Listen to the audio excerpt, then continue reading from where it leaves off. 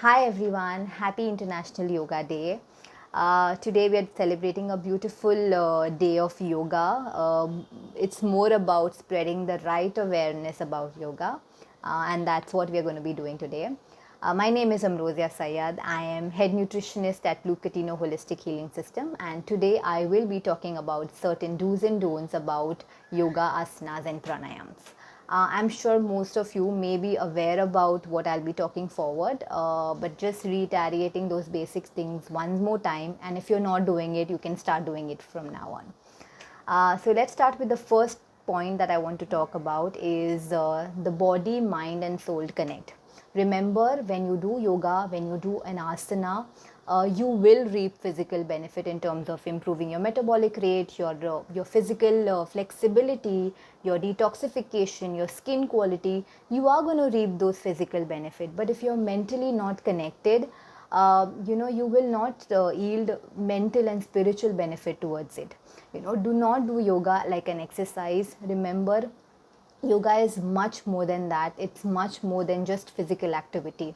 Remember, when you perform a asana or a pranayam, stay very connected with your own self. Be very mindful in that posture.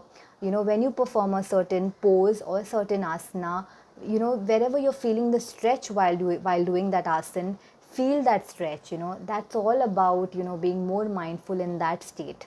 So to get physical benefit is going to come whether you do yoga as an exercise or other way. Physical benefit is going to come any which way, but to reap the maximum benefit out of it, especially when it comes to mental and spiritual benefit, be very mindful when you perform your yoga asanas and pranayam.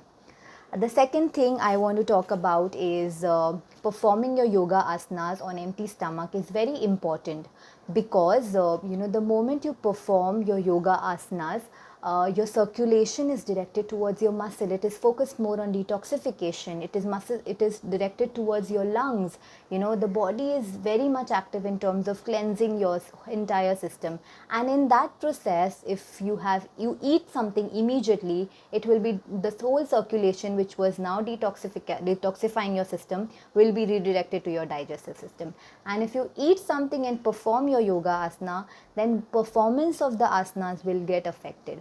You certain poses requires certain movement, and it puts a lot of pressure on your abdominal area, which may give you like a reflux if there's a lot of food in your system.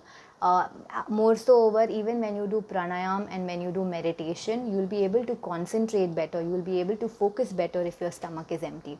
So remember to perform your yoga asanas and pranayam on empty stomach. You can definitely go about and eat a small snack 1 hour before while before performing your yoga, and you can start eating half an hour to 1 hour later as well. The third point is in the similar lines is your water intake. So even when you want to you want to drink water, do not gulp down a lot of water when you're doing your yoga asanas and pranayam. You can always drink a good amount of water before you start, like 30-40 minutes before your your yoga and pranayam session.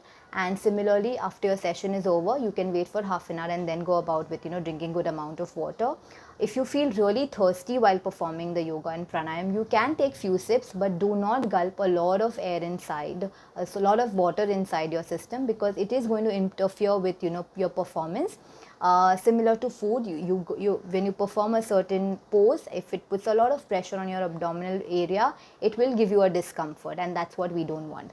So do have water maybe half an hour later, and drink good amount of water before 30 minutes before you start with your yoga session.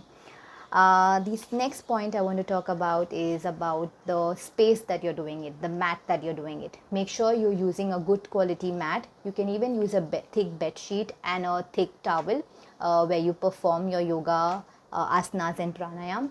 Reason being, when you do the yoga on a mat, it gives you an alignment where you're going to be performing the yoga. The space becomes very important in that zone. Other thing is, when you perform that yoga, when you're performing certain asana, there is a possibility that there will be some kind of a movement or a jerky movement or you may, bang yourself on the floor, which may cause an injury. Just to prevent that, if the floor is a bit cushioned, it will not cause any damage to your muscles or your bones. So it's always better to have a mat or a thick bed sheet wherever you're doing your asanas and pranayam. Make sure even the mat that you're using is cleaned well. You can clean it with warm water. You can even use certain essential oil to clean it. That's other way to do it. So always use a good quality mat or a bed sheet, and it has to be well cleaned. The next topic I want to talk about is the ventilation in the room. It's always the best thing to do actually. The best space you can do yoga is in an outer space. So if you have a terrace or an open space, you can definitely do yoga over there. But if you don't have an open space, you can do it in your room, but the room has to be well ventilated. You can open the window so that fresh air is continuously coming inside and going out. So yes, the room space has to be well ventilated. It is not advisable to do yoga in an air conditioned enclosed space. It's always better to do it in a well ventilated space. The next thing is about bathing. Do not immediately go and have bath after you've performed yoga. Reason is same as I talked about during food. Your circulation is towards all the important things. Your circulation is towards detoxification, cleansing your system. It is towards your liver. It's towards your lungs. It's towards all cleansing organs.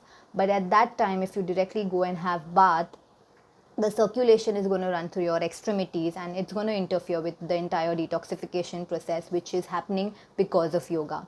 So it's advisable not to directly go and have bath after your yoga. You can wait for some time and then, like about at least 30 minutes to 1 hour, and then go and have bath, or you can have bath, wait for some time, and then perform your yoga asanas. The next topic is about urination. If you have an urgent need of urinating while performing the yoga or while afterwards, please go ahead and do it.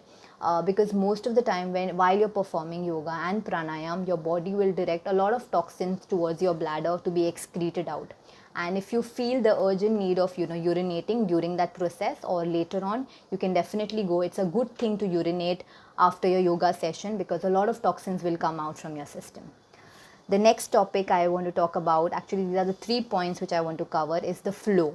Remember to always start your pranayam with a Shuddhi Kriya. The easiest Shuddhi Kriya that you can do is Kapalbhati. Kapalbhati is actually a breathing technique, but because of its breathing technique wherein we are eliminating a lot of carbon dioxide from your system, it actually cleanses your system. So, with that constant exhalation that you do in Kapalbhati, there is a lot of stored up carbon dioxide which is forced to go out from your system, cleansing your system. And Kapalbhati by name itself means brightening of your forehead, the Kapalbhati. Okay, so always start your session with a good round of Kapalbhati. Follow it up with the set of asanas that you would like to do on that day, and slowly then go about with your pranayam session as a cool down activity, and finally end your session with a 10 or a 5 minutes count of shavasana.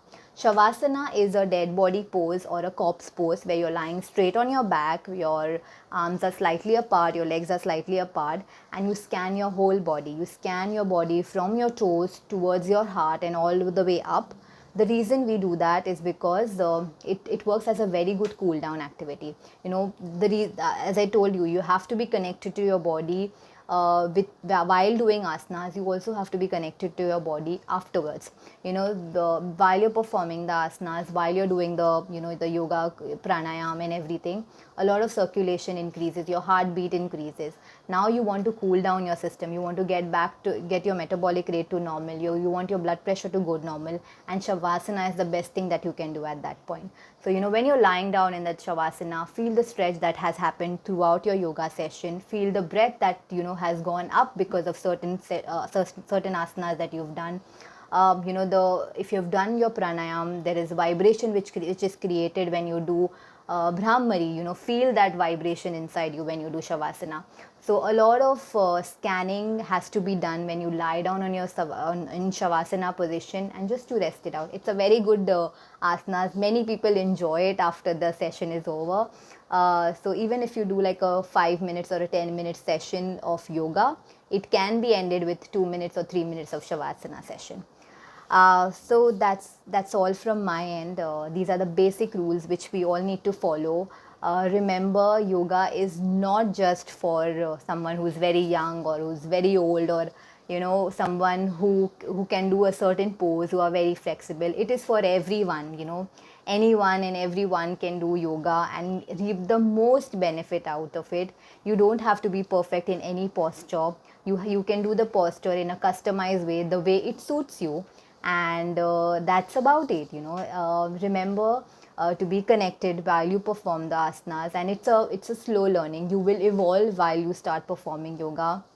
There will be days when you won't be able to do a particular pose, but after a couple of tries you will get into that posture. So remember, your goal, your competition is your own self. Focus on your own self. Be mindful to your own self. Get into meditation as much as possible after and before yoga. It's something that will keep you connected and grounded. So that's about from me. Have a really great day. Celebrate your yoga day with your family. You can watch the incoming videos which are going to come up soon today. So stay connected. Take care.